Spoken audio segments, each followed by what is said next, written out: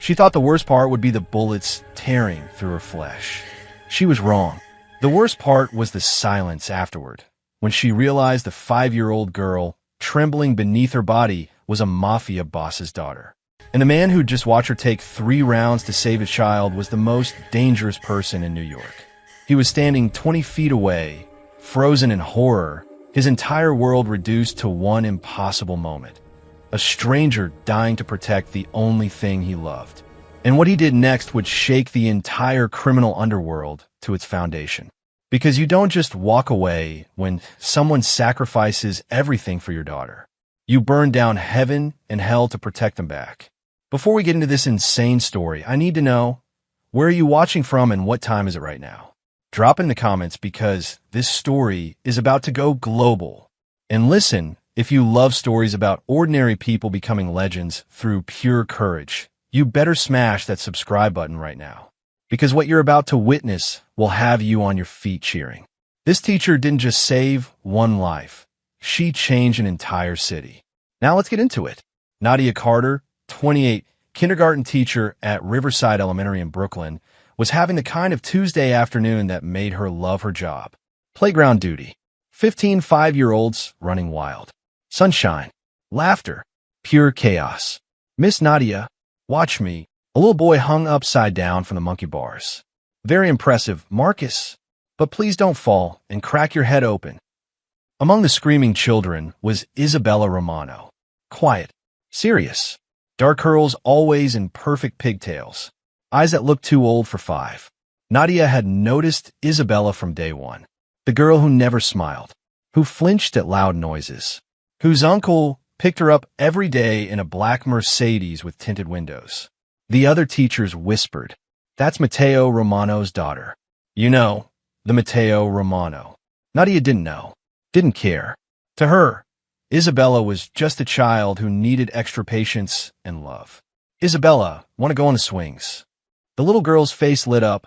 Rare, precious. "Yes, Miss Nadia." They were walking toward the swings when Nadia heard it. Tires screeching. Too fast. Too close. A black SUV slammed to a stop outside the playground fence. Doors flew open. 3 men emerged wearing ski masks, carrying weapons that made Nadia's blood turn to ice. Automatic rifles. Everything went into slow motion. Children screaming. Teachers yelling. "Get inside. Everybody inside." The men raised their weapons, aiming through the chain-link fence. But they weren't aiming randomly. They were aiming at Isabella. Nadia saw it all in the space of a heartbeat. The guns tracking the little girl 20 feet from safety, the child frozen in terror, the bullets about to fly. No thought. Pure instinct.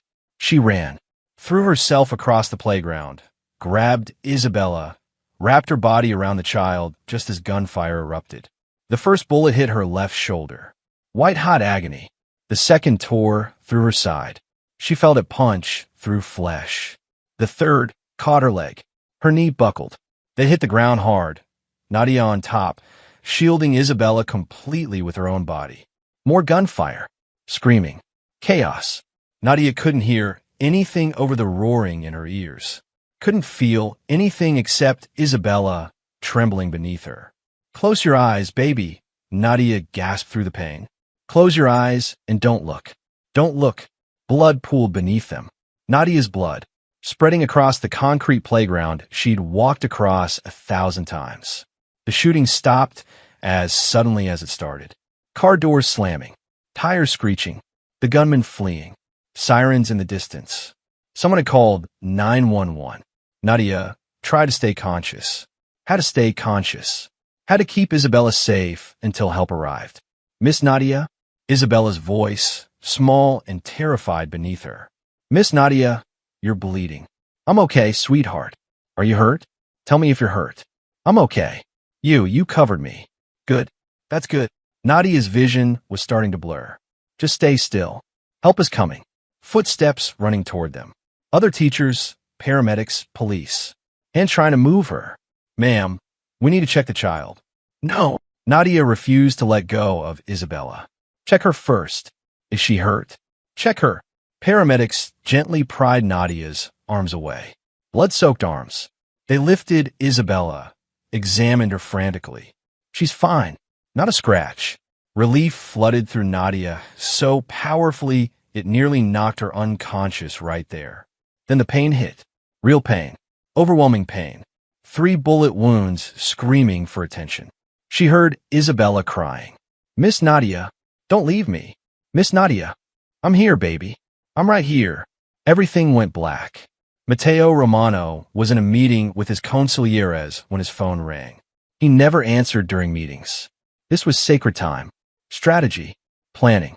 Building the empire that controlled New York's underground. But the name on the screen made his blood freeze. Isabella's school. "Excuse me." He stood, walked out of the room, answered. "This is Matteo Romano." "Mr. Romano, this is Principal Davis from Riverside Elementary." The woman's voice was shaking. "There's been an incident. Your daughter." Matteo's entire world stopped.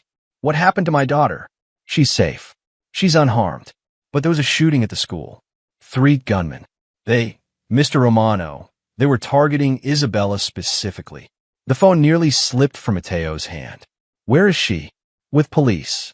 They're bringing her to—" Matteo hung up and ran. His men scrambled after him. "Boss, what's happening?" "My daughter. Someone shot at my daughter." They piled into cars.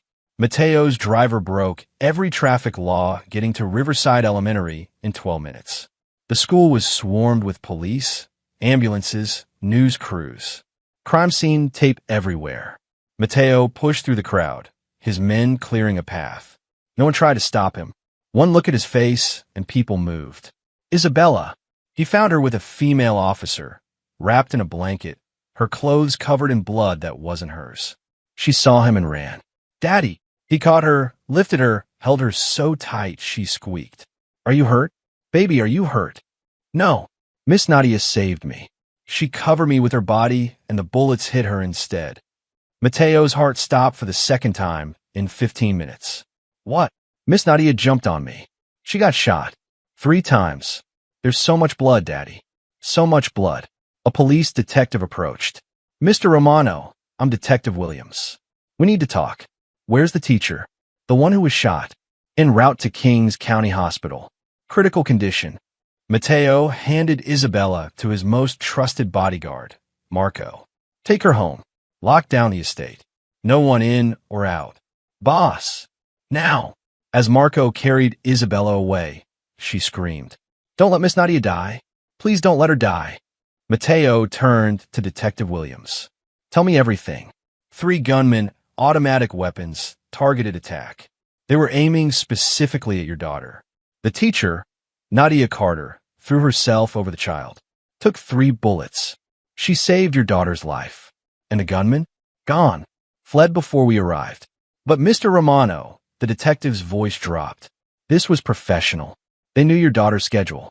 This was planned. Matteo's jaw clenched. "I want the security footage. All of it. This is a police investigation." Detective Williams. Matteo's voice went deadly quiet. "Someone just tried to kill my 5-year-old daughter in a school playground. I will have that footage. You can give it to me, or I can take it. Your choice." The detective stared at him. Matteo Romano wasn't just any father. He was the head of the most powerful crime family in New York. "I'll have copies sent to you." "Good. Now tell me about Nadia Carter." 28, kindergarten teacher, been at Riverside for 3 years. Single, lives alone in Queens. No family listed as emergency contact. No family. This woman who saved his daughter had no one. "What hospital?" "Kings County." "But Mr. Romano, she's in surgery." "They won't let you." Matteo was already walking to his car. "Kings County Hospital." Matteo arrived with 6 bodyguards, marched straight to the surgical floor, and planted himself in the waiting room. A nurse tried to remove him. "Sir, you can't. I'm staying until Nadia Carter is out of surgery. You can call security, call the police, call whoever you want. I'm not moving." The nurse looked at the 6 large men flanking him and decided discretion was the better part of valor. For hours later, a surgeon emerged, exhausted and blood-splattered. "Family of Nadia Carter?" Matteo stood. "How is she? Are you family?" "I'm the father of the child she saved." "How is she?" The surgeon's expression softened. "She's alive. We removed 2 bullets. The third is lodged near her spine, too dangerous to extract right now. She lost a lot of blood. The next 24 hours are critical. Can I see her? She won't wake up for hours. Can I see her? The surgeon nodded. Mateo followed him to ICU. Nadia lay in the bed, pale as death, connected to a dozen machines. Bandages covered her shoulder, her side, her leg. This stranger, this woman who didn't even know who he was, who'd thrown herself in front of bullets meant for his daughter. He pulled a chair beside her bed and sat. And for the first time in 20 years, Mateo Romano didn't know what to do. She'd saved Isabella. That created a debt bigger than anything he'd ever owed. A debt he had no idea how to repay. Why? He whispered her unconscious form. Why would you do this? Her chart hung at the foot of the bed. He read it carefully. Nadia Carter. No emergency contacts. No family. She'd saved his daughter and had no one to sit with her while she fought for her life. That changed right now. Mateo pulled out his phone. Luca, I need you to find out everything about Nadia Carter. Everything. And I need the best doctors transferred here. I don't care what it costs. Boss, who is she? She's the woman who took 3 bullets from my daughter, which makes her family now. He hung up and looked at Nadia's pale face. You saved her, he said quietly. Now I'm going to save you. And then I'm going to find every person involved in that shooting and teach them what happens when you threaten my family. The machines beeped steadily. Nadia didn't move, but Mateo stayed. All night, all the next day, refusing to leave until she woke up. Because some debts can't be paid with money. Some debts require everything. And Mateo Romano always paid his debts. 16 hours post-surgery, Nadia's eyes flickered open. The first thing she saw was a stranger in an expensive suit sitting beside her hospital bed, looking like he hadn't slept in days. Isabella. Her voice came out as a hoarse whisper. Mateo leaned forward instantly. Safe. Because of you. Nadia closed her eyes, relief washing over her. Good. You took 3 bullets from my daughter. Is she traumatized? Nadia's eyes opened again, focused despite the pain medication. 5-year-olds process trauma differently. She'll need therapy. Someone who specializes in childhood PTSD.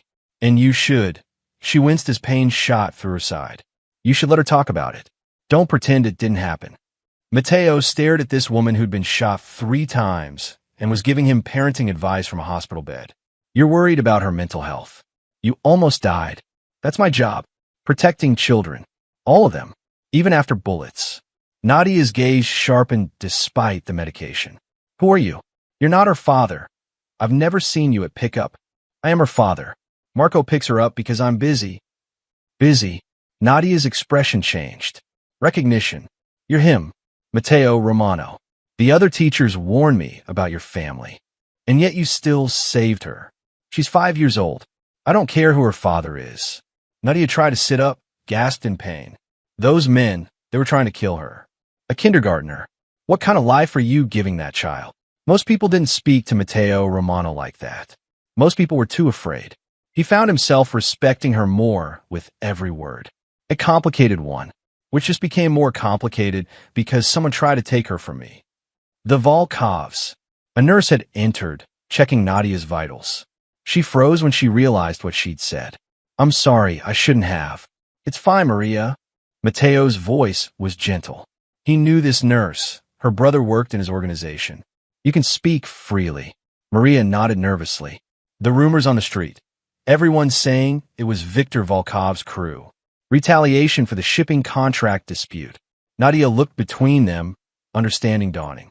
You run a criminal organization, and someone attacked your daughter because of a business dispute.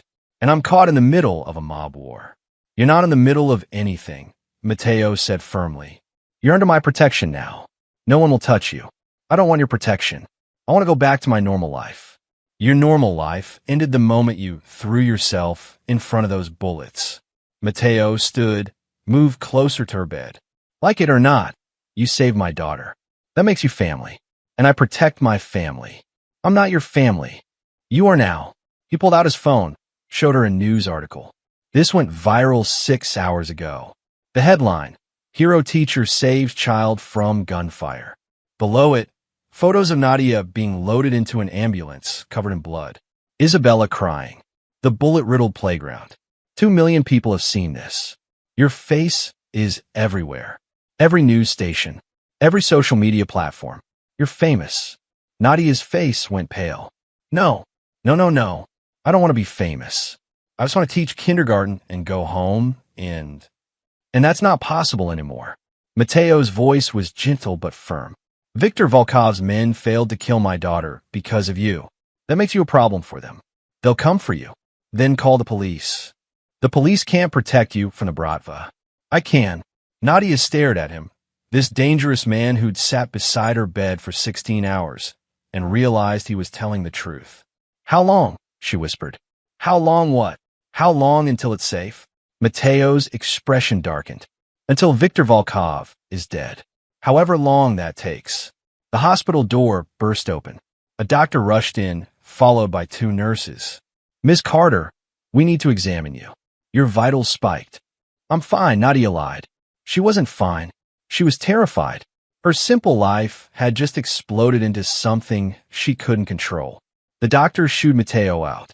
He went reluctantly, posting 2 of his men outside her door. In the hallway, Luca waited with a tablet full of information.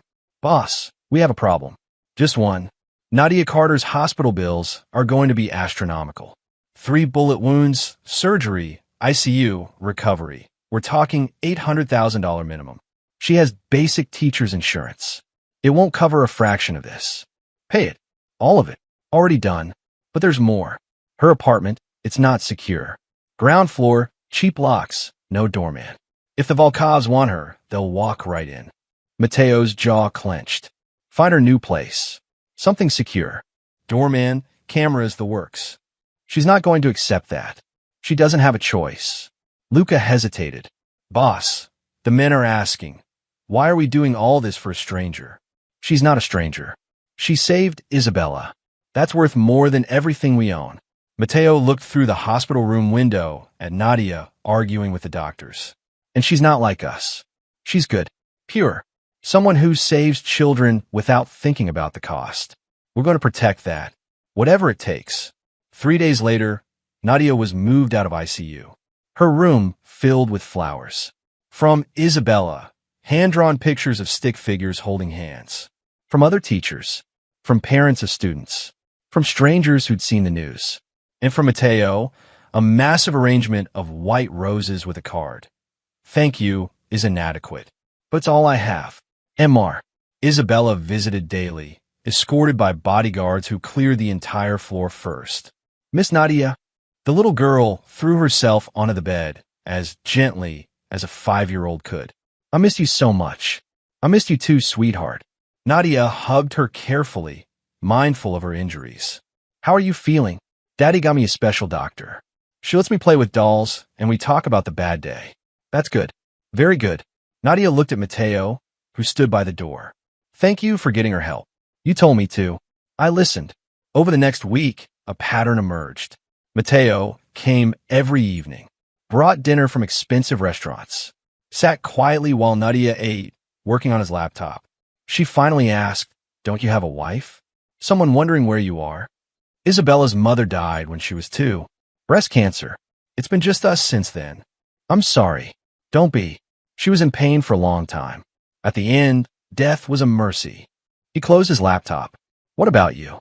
The hospital has you listed with no emergency contacts. My parents died when I was 20. Car accident. No siblings. No close relatives. Nadia shrugged, trying to seem casual. It's just me. Not anymore. She didn't know how to respond to that.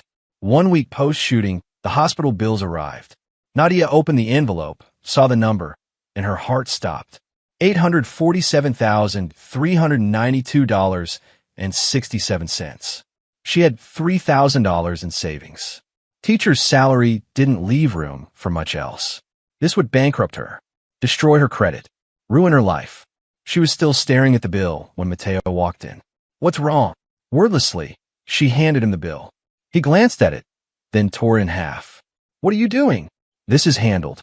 Already paid. I can't let you. It's done, Nadia. The debt is settled. This is almost $1 million. I'm aware. He threw the torn bill in the trash. And it's worth every penny because my daughter is alive. Nadia started crying. Not from relief, from frustration. You can't just pay for everything. You can't just control my life.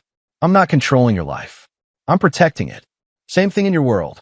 Yes, Mateo said quietly. It is. And you're in my world now, whether you like it or not. I hate this. I hate feeling helpless. I hate owing you. You don't owe me anything. I owe you everything. He sat beside her bed. Nadia, I've spent 20 years building power, money, influence, empire, and none of it could save my daughter when those bullets came. You did that. You with no weapons, no training, no plan. Just courage. He looked at her directly. That's worth more than anything I own.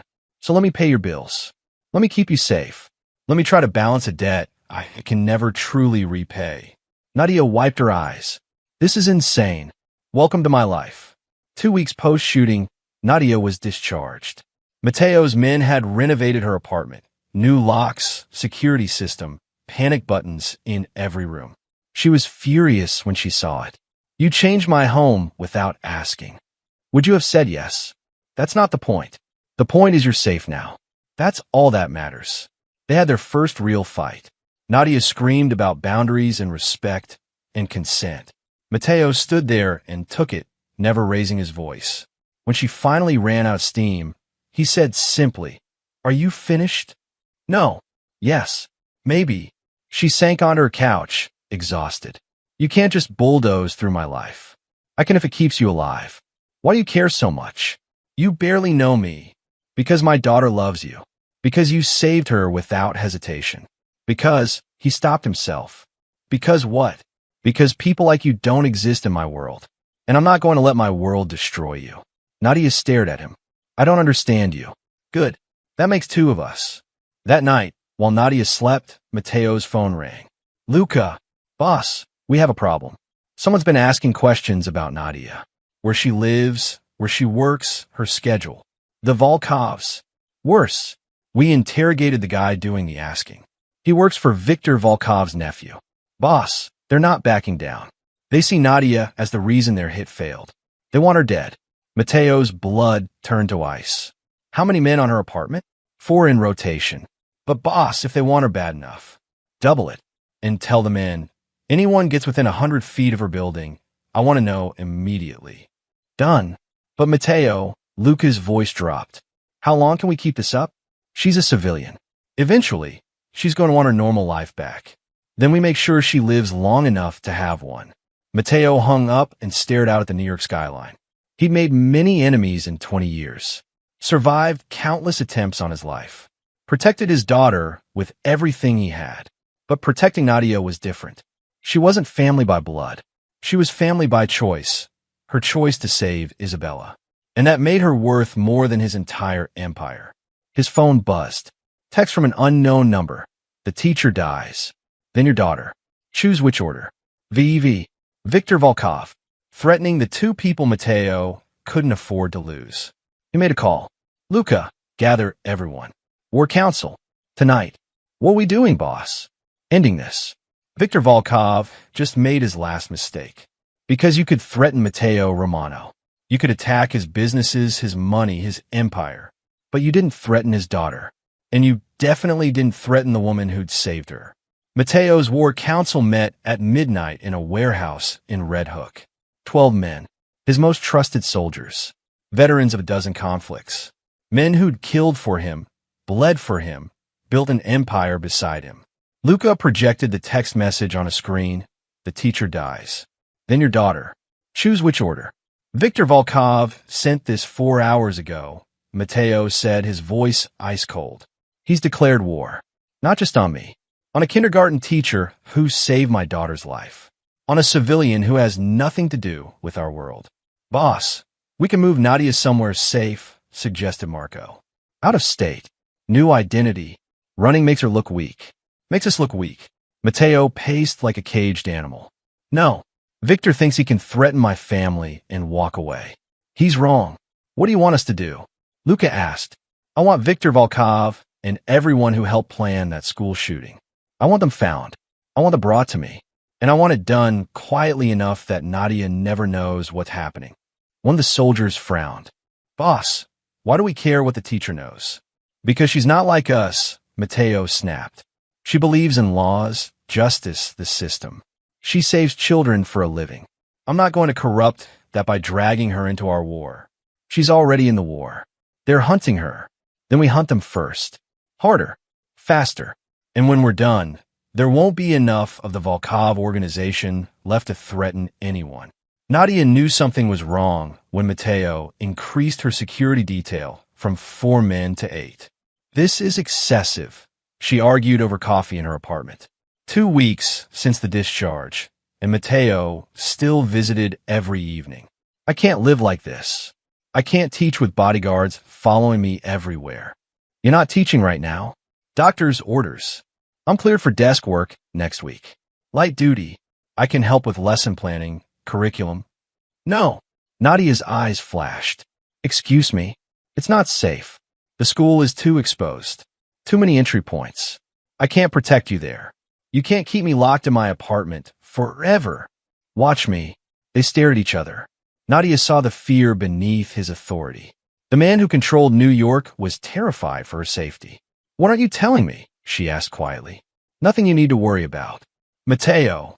She stood, limped over to him. The bullet wound and her leg still ached. I'm not stupid. The security doubled. You're here every night. Something's happening. He looked at her, this brave, stubborn woman who'd taken bullets for a stranger's child, and wanted to tell her everything. Wanted to confess that Viktor Volkov had put a price on her head. That 3 different hitmen had been intercepted trying to reach her building. That Mateo's men had killed 7 people in the past week protecting her.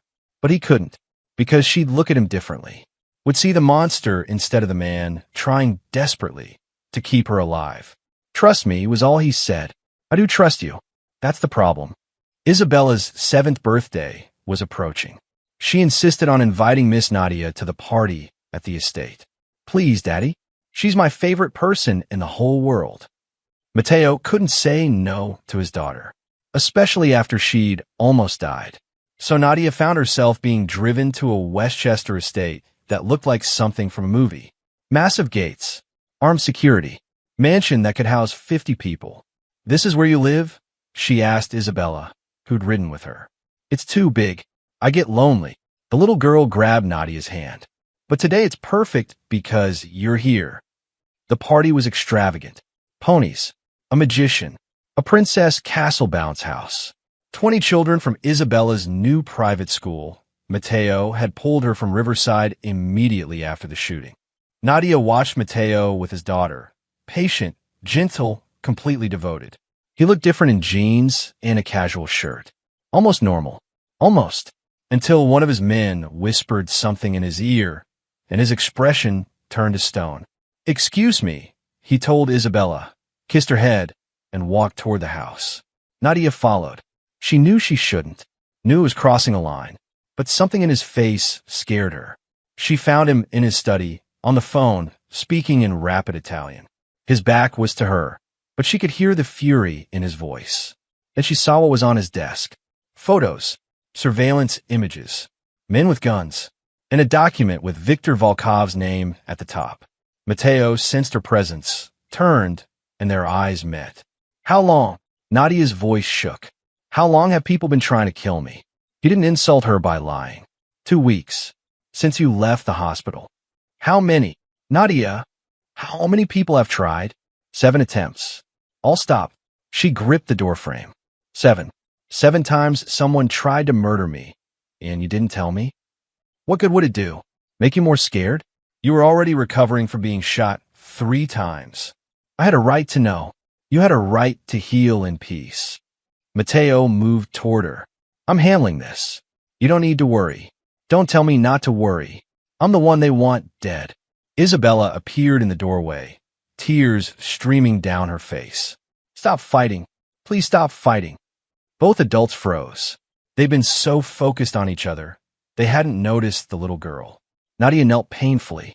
Sweetheart, we're not fighting. Yes, you are. You're yelling. Mama and Daddy used to yell before Mama got sick, and then she died. Isabella was sobbing now. I don't want you to die too, Miss Nadia. I don't want you to leave like Mama. Nadia pulled the little girl into her arms, ignoring the pain in her side. Oh, baby, I'm not going anywhere. I promise. You promise, promise? I promise, promise. Mateo watched them, his daughter clinging to this teacher like a lifeline, and something fundamental shifted in his chest. This wasn't just about repaying a debt anymore. After Isabella was calmed down and returned to her party, Nadia confronted Mateo properly. I want the truth. All of it. So he told her. About Viktor Volkov's vendetta. About the failed hit attempts. About the war brewing in New York's underworld. They see you as the reason their school shooting failed, Mateo finished. Killing you is about revenge. But it's also about sending me a message. What message? That nothing I love is safe. The word hung between them. Love. I'm not, Nadia started. We're not. I know, Mateo said quietly. But they think you are. And in my world, perception is reality. So what happens now? Now I end this. Viktor Volkov has been operating in New York for 15 years. He's powerful, connected, protected. But he made one mistake. What mistake? He threatened my family. And I don't forgive that. Nadia saw the darkness in his eyes. The ruthless man who'd built an empire on fear. You're going to kill him. Yes. And his men. Anyone who helped plan that school shooting. Anyone who tried to hurt you. All of them. Nadia should have been horrified. Should have run screaming from this man who casually discussed murder. Instead, she heard herself ask, how long until it's safe? 2 weeks. Maybe less. I have people tracking Victor's movements. When we find him, it's over. And until then, you stay here. At the estate. Where I can protect you properly. I can't just move in with you. Why not? Isabella loves you. You're already here 3 times a week. We have 20 empty bedrooms. Pick one. This is insane. Everything about us is insane. Mateo stepped closer. But I will not lose you because you're too stubborn to accept help. Those men put 3 bullets in you. They won't hesitate to put more. Nadia wanted to argue. Wanted to maintain her independence, her normal life, her boundaries. But she looked out the window at Isabella, laughing with her friends, alive because Nadia had been there. One condition, she said. Name it. When this is over, when Viktor Volkov is dead, and I'm safe, you let me go back to my life. No more guards. No more control. You let me choose what happens next. Mateo knew what she was really asking. Freedom to walk away from him. It would kill him. But he'd do it. Deal. That night, Nadia moved into the Romano estate. Isabella was ecstatic. You're staying? Really, really? Just for a little while, sweetheart. Forever. Isabella hugged her tight. You're staying forever. Nadia caught Mateo's eye over the little girl's head. He shook his head slightly. Don't make promises you can't keep. But Isabella had already decided. In her 6-year-old mind, Miss Nadia living here was permanent. And maybe, Nadia thought, as she was shown to a bedroom bigger than her entire apartment, maybe it wasn't the worst thing. Maybe being protected by a man who'd burned the city down for his daughter wasn't such a terrible fate. Maybe. Viktor Volkov made his move 3 days later. Car bomb outside the estate gates. Designed to breach the perimeter. It failed. Mateo's security team detected it, disarmed it. But the message was clear. Viktor knew where Nadia was hiding. Mateo found her in the library, reading to Isabella. We need to talk.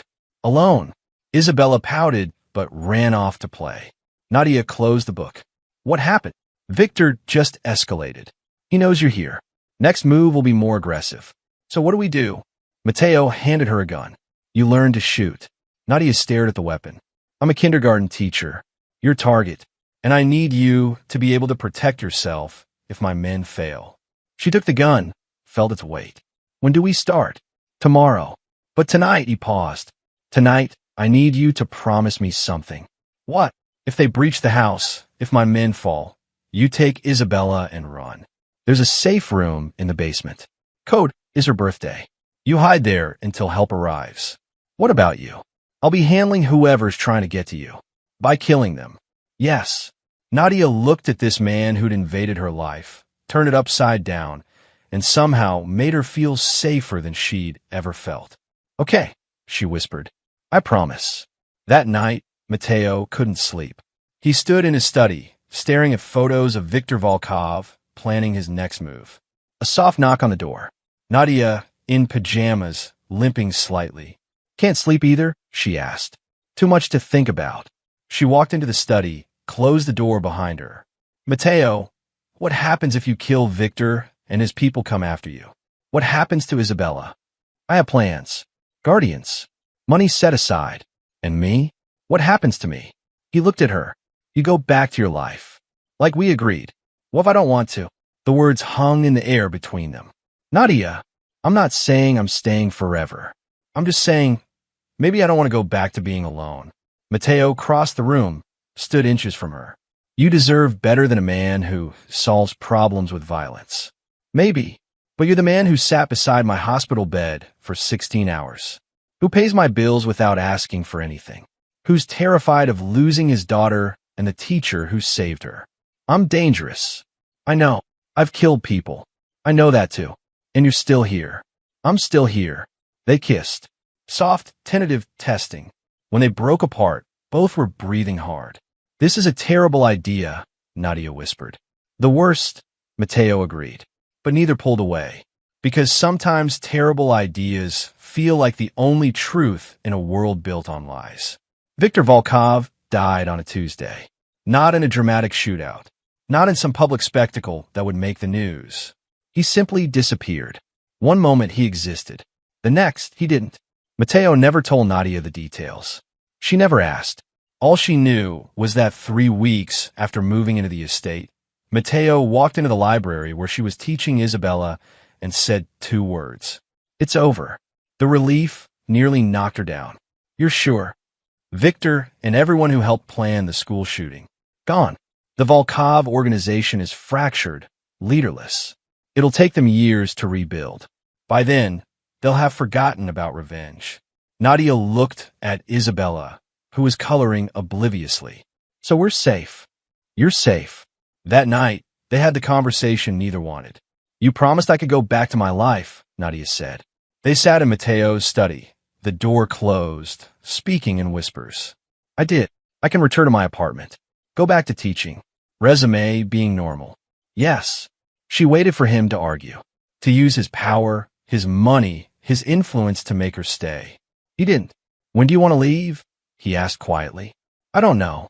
Nadia looked at her hands. Isabella's gotten so attached. "If I leave now, it'll break her heart. She'll understand eventually." "Will she?" "She's 6 years old. She thinks I'm staying forever." "Are you?" Mateo's eyes met hers. "Staying forever?" The question hung between them like a precipice. 3 weeks. That's how long she'd lived here. 3 weeks of family dinners, bedtime stories with Isabella, quiet evenings with Mateo, discussing everything except the violence that surrounded them. 3 weeks of feeling like she belonged somewhere. "I don't know," Nadia whispered. "This wasn't supposed to happen. I was supposed to save a child and go back to my life. Not fall in." She stopped herself. Not fall in what? She couldn't say it. Couldn't admit that somewhere between the bullets and the hospital and the war, she'd fallen in love with a man who solved problems with violence but treated his daughter with infinite gentleness. "This is complicated," she said instead. "Everything about us is complicated. I'm a kindergarten teacher, Mateo. You run a criminal empire. I'm aware of the contradiction. People like us don't end up together. Not in real life. We're not in real life anymore. We're in something else entirely." Nadia stood, paced to the window. "What happens if I stay? What does that look like?" "It looks like whatever you want it to look like. You teach Isabella. You go back to Riverside when you're ready. You live here, or don't. He paused. You decide what we are. On your terms.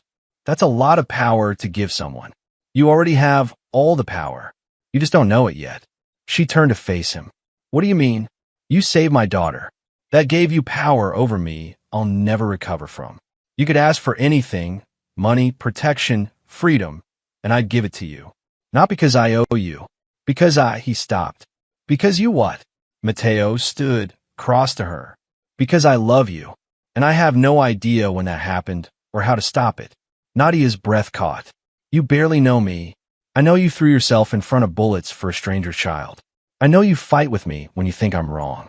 I know Isabella lights up every time you walk in a room. I know you make me want to be better than I am. You can't love me. This is it's gratitude, adrenaline, proximity. Tell yourself whatever you need to. Doesn't change the truth. Nadia felt tears building. I can't do this. I can't be with someone who kills people. I know. I can't raise Isabella in a world where violence is normal. I know that too. So what are we doing? Why are we even having this conversation? Mateo cupped her face gently. Because even though you can't be with me, you're still here. Because you kissed me back 3 nights ago. Because you look at me like you see something worth saving. I do see that. But I also see the darkness. Then you see all of me. And you still haven't left. They stood there, inches apart, the truth burning between them. Nadia closed the distance and kissed him. Hard. Desperate. Like she was trying to convince herself this was real. When they broke apart, she was crying. I hate this, she whispered. I hate that I love you. I hate that it's this complicated. I know. What do? We take it one day at a time. You stay as long as you want. Leave when you need to. No pressure. No expectations. And Isabella? We tell her the truth. That you're here because you want to be, not because you have to be. And that might change someday. She'll be devastated if I leave. Then don't leave. Nadia didn't leave. Days became weeks. Weeks became months. She returned to Riverside Elementary part-time, teaching 3 days a week. Bodyguards stayed at a distance, but they were always there. The other teachers whispered, "She's living with him." Mateo Romano. Nadia ignored them. Her life was her own. Isabella thrived. The trauma of the shooting faded with therapy and time. She started calling Nadia Mama without the Miss prefix. The first time it happened, Nadia's heart stopped. Mama, can you help me with my homework? Mateo was there. Watched Nadia's face carefully, ready to intervene if she objected. She didn't. Just said, "Of course, sweetheart." Later, in private, Mateo asked, "Are you okay with her calling you that?" "I don't know. Is it wrong?" She had a mother, who she barely remembers, who died 4 years ago. Nadia, you've been more of a mother to her in 6 months than anyone else has been since Maria died. But I'm not replacing her mother. You're not replacing anyone. You're just being who Isabella needs you to be. 1 year after the shooting, Riverside Elementary held a memorial, a plaque in the playground, in honor of Nadia Carter Romano, who showed us the true meaning of courage. Nadia stood with Mateo and Isabella, staring at her name in bronze. "They got your name wrong," she said softly. "Did they?" Mateo looked at her. "We've been married 3 months. Legally, that's your name." They'd married quietly. City Hall. Just them, Isabella, and 2 witnesses. No big wedding. No fuss. Just a promise to try. It still feels strange. Nadia Romano. Like I'm pretending to be someone I'm not. You're not pretending. You're becoming. Isabella tugged her hand. "Mama, can I play on the swings?" "Of course, baby." They watched Isabella run to the playground where Nadia had saved her life. "Do you regret it?" Mateo asked. "Any of this?" Nadia thought about the bullets, the pain, the fear. About the complicated man beside her who'd turned her life upside down. About the little girl who called her mama. No, not for a second. 5 years later, Nadia Romano, 33, stood in front of her classroom at Riverside Elementary. 20 kindergartners stared at her with wide eyes. "Who can tell me what courage means?" A little boy raised his hand. "It means you're not scared." Actually, courage means doing the right thing even when you're scared. Being brave doesn't mean you're not afraid. It means you act anyway. After class, she limped to her car. The bullet wound in her leg ached when it rained. One of her bodyguards, she still had them, would always have them, open her door. "Thanks, Marcus." "Anytime, Mrs. Romano." At home, Isabella, now 11, was doing homework at the kitchen table. She looked up when Nadia entered. "Mom, can you help me with this math problem?" Not Mama anymore. Just Mom. The natural evolution of growing up. "Of course. Where's your dad?" "Office. Business call." Nadia found Mateo in his study, on the phone, speaking in rapid Italian.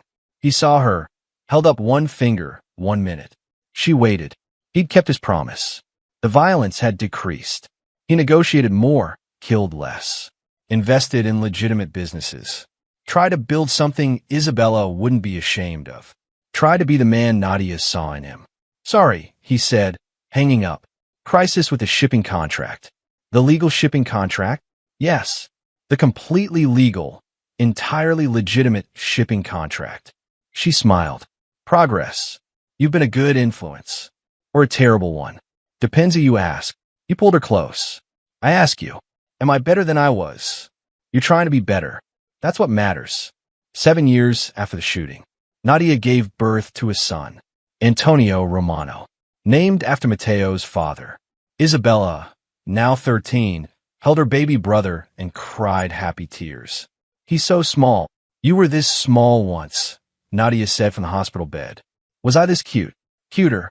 Matteo watched his family, his daughter, his wife, his son, and felt something he hadn't felt in years. Complete. Thank you, he whispered to Nadia. For what? For not running. For staying. For giving me this. I should thank you. For protecting me. For loving Isabella. For becoming someone I could love back.